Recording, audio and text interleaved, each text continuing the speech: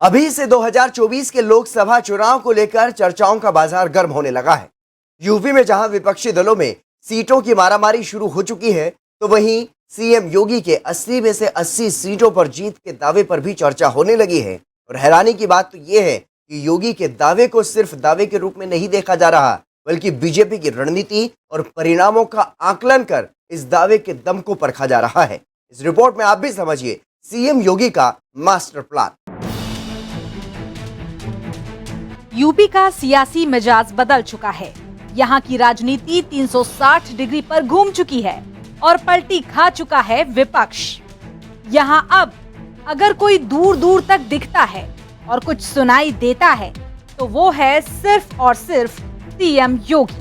CM योगी UP की जनता को खूब पसंद आ रहे हैं, इतने ज्यादा कि न सिर्फ 2022 के विधानसभा चुनाव में सीएम योगी को दोबारा प्रदेश का मुखिया चुना गया, बल्कि 2 संसदीय सीट पर हुए उपचुनाव में सीएम योगी के नाम पर समाजवादी पार्टी के गढ़ को बीजेपी को सौंप दिया गया।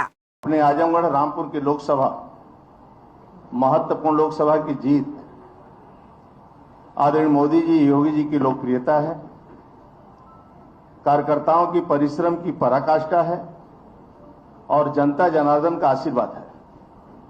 जो डबल इंजन की सरकार है, केंद्र और राज्य सरकार की, जो गरीब कल्याण के लिए काम हुआ है, मैं आदरणीय योगी जी का बधाई देता हूं और सभी कार्यकर्ताओं को भी और जनता जनार्दन को जिस प्रकार आशीर्वाद मिला है, इसी तरह मोदी योगी पर बना रहे, मैं हृदय से स्वागत करता हूं। इतना ही नहीं, इसी जीत के बाद सीएम योगी ने ये दावा किया कि उनकी पार्टी 2024 में 80 की 80 सीटों पर जीतेगी। और करें भी क्यों ना, रामपुर और आजमगढ़ ये दोनों सीटें वो हैं जो सपा का गढ़ रही हैं। उन सीटों को भी सीएम योगी के नेतृत्व में बीजेपी ने सपा से छीन लिया है। निरोवा जो भोजपुरी के एक लोकप्रिय कलाकार हैं, उन्होंने वहां विजयी प्राप्त की है और साथ ही साथ भारतीय जनता पार्टी के रामपुर लोकसभा उपचुनाव में प्रत्याशी श्री घनश्याम सिंह लोधी ने रामपुर की सीट पर विजयश्री प्राप्त की है।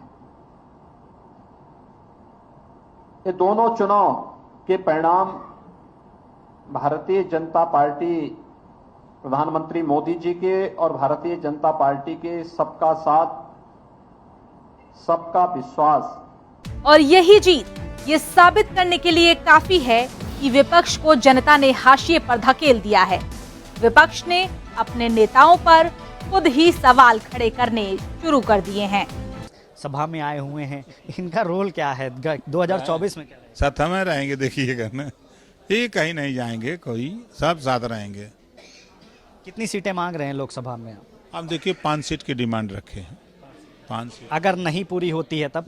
कैसे नहीं पूरी होगी भाई? हाँ, एमवाई फैक्टर भी मजबूत था, खुद कमान संभाले हुए थे आजम खान और दावा कर रहे थे कि उपचुनाव जीतेंगे, लेकिन वहां भी हार का सामना हो। देखिए, अखिलेश यादव जी को तय करना पड़ेगा कि दगी हुई कारतूसों से जंग नहीं जीत सकते। आजम खां के कहने पे 2 राज्यसभा बना दिए, 2 एमएलसी बना दिए। स्वामी प्रसाद मौर्य चुनाव हारे, उसके बावजूद भी उनको एमएलसी बना दिया। अखिलेश यादव जी इसकी समीक्षा करेंगे कि जिनको आपने इतना महत्व दिया, वो अपनी लोकसभा की सीट क्यों नहीं बचा पाए? यानी विपक्ष का सेनापति जंग के मैदान से गायब है और एसी कमरों में भी समीक्षा तक नहीं कर पा रहा है। इतना ही नहीं, अब तो लोकसभा चुनाव की सीटों पर भी घमासान शुरू हो चुका है। कितनी सीटें मांग रहे हैं लोकसभा में? हम देखिए 5 सीट की डिमांड रखे हैं। 5 सीट अगर नहीं पूरी होती है तब? कैसे नहीं पूरी होगी भाई? ये मैं इसलिए कह रहा हूं क्योंकि विधायक राकेश प्रताप सिंह कह रहे हैं कि ओम प्रकाश राजभर अपनी हद में रहें। उनसे कह दीजिए कि वो अपनी हद में रहें। ओम प्रकाश राजभर को सलाह देने से पहले वो अपने नेता को सलाह दें, हमको न सलाह दें। ओम प्रकाश राजभर की देन है कि इज्जत बच गई पूर्वांचल में। तो विपक्ष में ले देकर सपा गठबंधन ने बीजेपी को चुनौती इस बार विधानसभा चुनाव में दी थी, क्योंकि इस गठबंधन ने मजबूती से चुनाव लड़ा था। लेकिन इस बार सीएम योगी के 80 सीटों पर जीत के इस दावे को हल्के में कतई नहीं लेना चाहिए, क्योंकि उनके इस दावे में कितना दम है ये समझने के लिए बस इतना समझ लीजिए कि कांग्रेस पहले ही हाशिए पर है, बसपा को सांस आना मुश्किल हुआ पड़ा है, और वहीं एक तरफ आजमगढ़ सपा मुखिया अखिलेश यादव और मुलायम सिंह यादव की पारिवारिक सीट रही है, तो वहीं रामपुर की सीट पर आजम खान का वर्चस्व रहा है। लेकिन अफसोस कि ये दोनों सीटें ही सपा के हाथों से निकल गई हैं। और इतना ही नहीं, आप सहयोगी दलों के तेवर भी देख लीजिए, उनका भी मुजाहिरा आप कर ही चुके हैं। अखिलेश यादव को किस तरह आंख दिखाई जा रही है।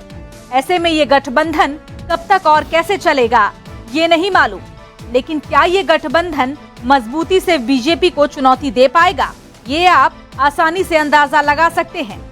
ऐसे में सबसे बड़ा सवाल ये भी कि अगर सीएम योगी का दावा सही साबित होता है तो विपक्ष के लोग फिर करेंगे क्या। Bureau report, R9 news.